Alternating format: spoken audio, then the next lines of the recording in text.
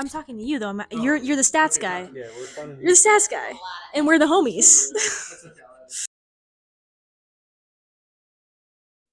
What is up, homies? We are back with our last video before the NFL draft. During draft week, we're going to do a draft extravaganza. We're going to look at combine metrics.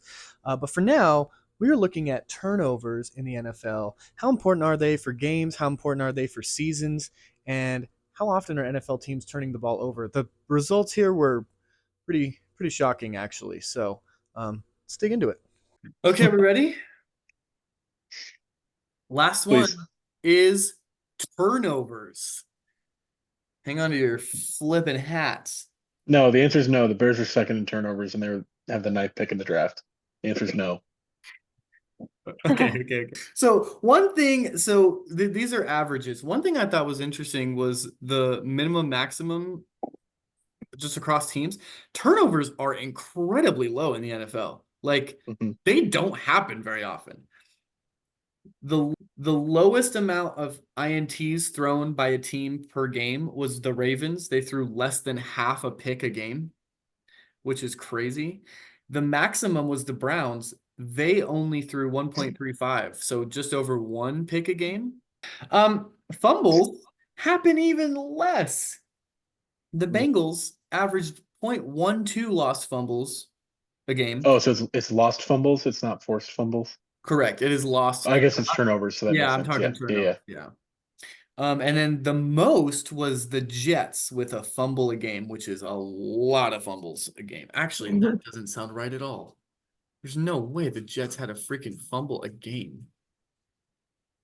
I just did the whole thing, so I'm gonna look. There's no way the Jets had a fumble a game.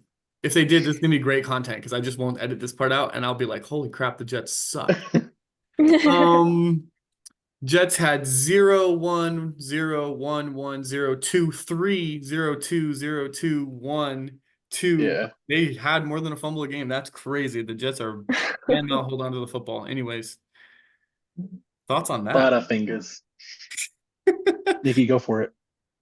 Well, what you're saying, as far as like the occurrence of interceptions and fumbles, that and how they're so low, that's surprising to me because as a viewer, a casual viewer, I see in my mind, I'm thinking, oh, there's got to be like a fumble a game, an interception a game, or more, like as far as turnovers.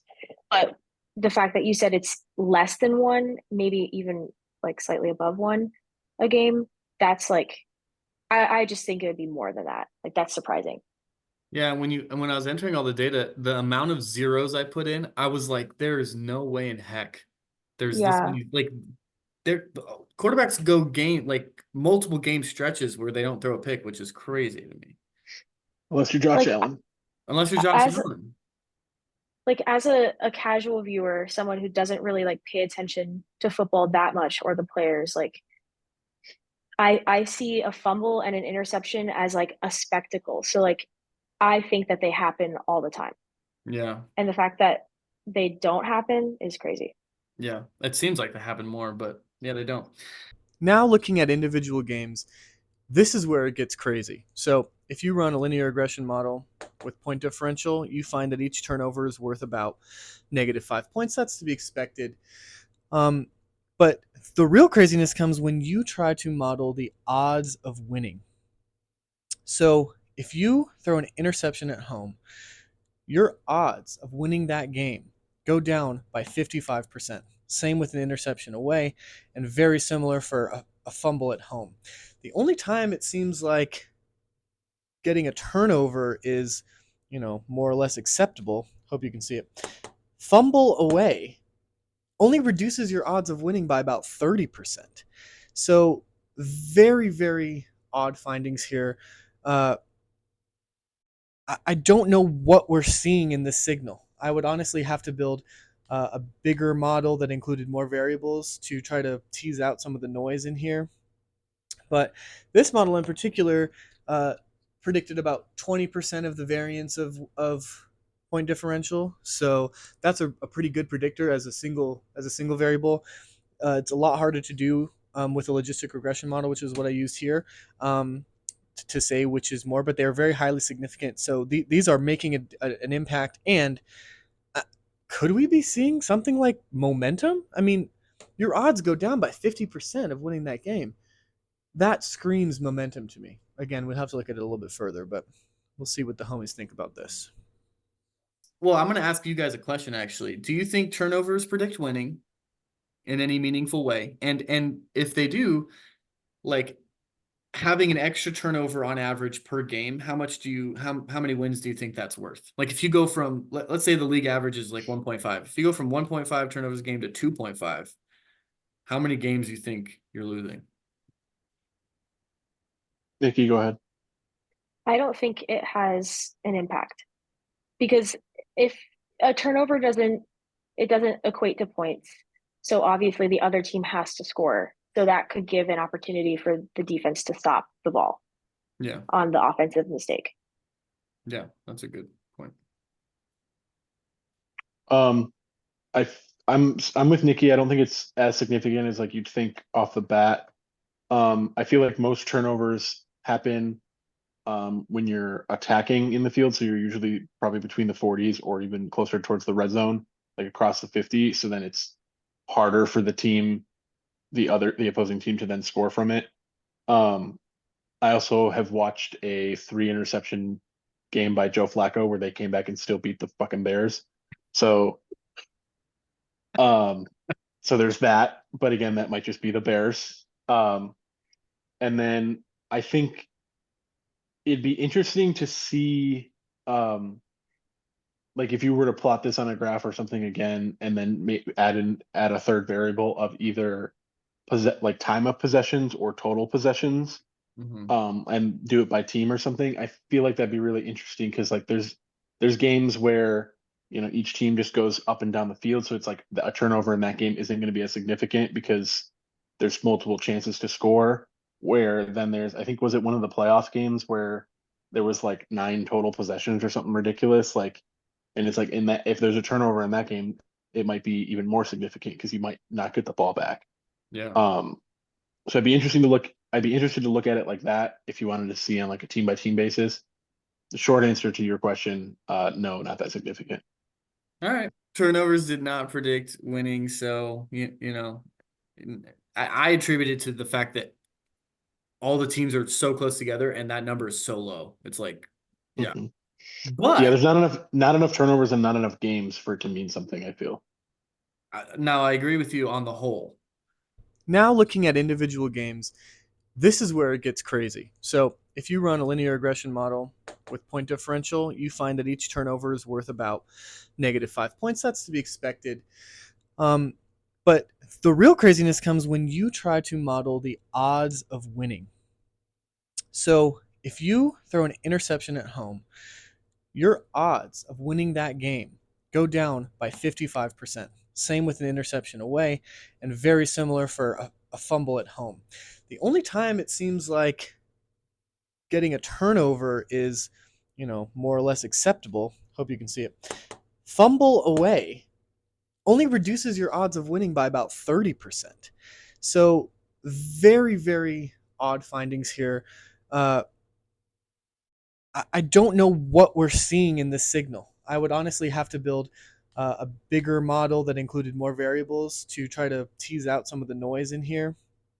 But this model in particular predicted about 20% of the variance of point differential. So that's a pretty good predictor as a single variable.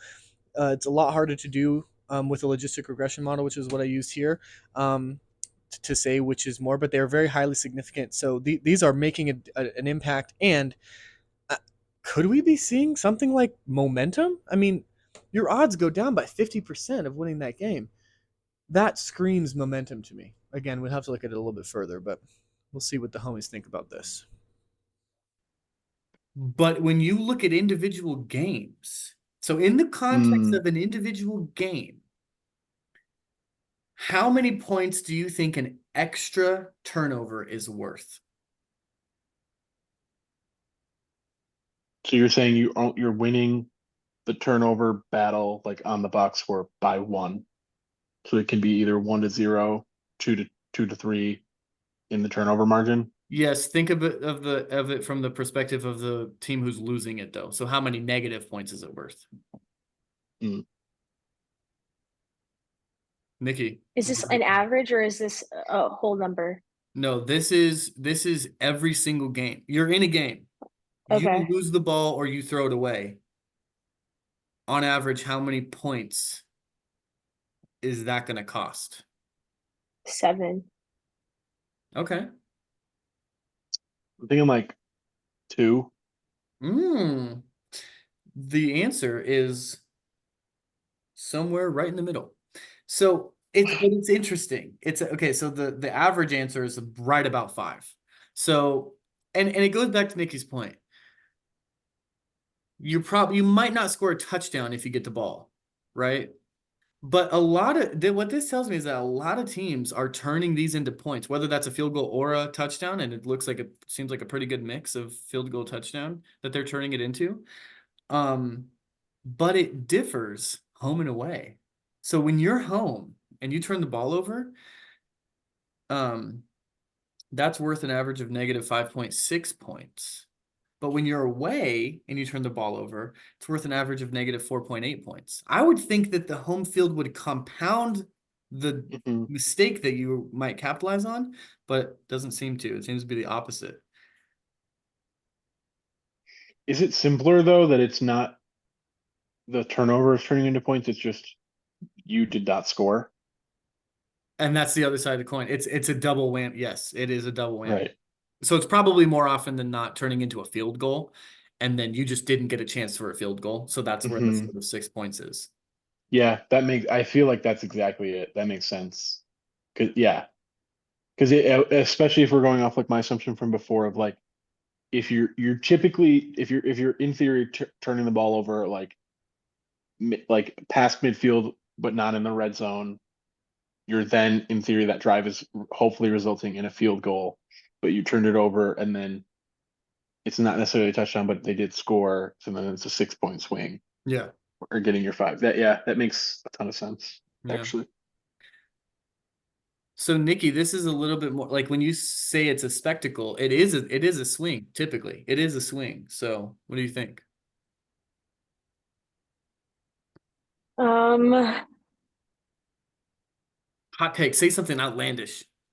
don't know, dude. I'm not as creative. I'm telling you, turnovers don't matter. Like total turnovers does not matter. Again, the Bears were number 2 in the league this year in total turnovers, and like yes, and most of those came in the second half of the year. Like they got them so quickly, and then they shot up the leaderboard. So it's like they're not that common, and they aren't, as we just talked about, like where they're impactful to a game. They can swing momentum on an individual basis, but like they don't really matter that much. On the whole, yeah. Yeah, on a whole scale, like more turnovers doesn't necessarily mean more wins. Now, if you look at like each team's turnover differential, like how many they're getting versus how many they're giving up, I'm sure that's probably a little bit more indicative. But total turnovers gained, I don't think is super important. No, I should have looked at that too. Damn it, Jonah. Great model. Next episode.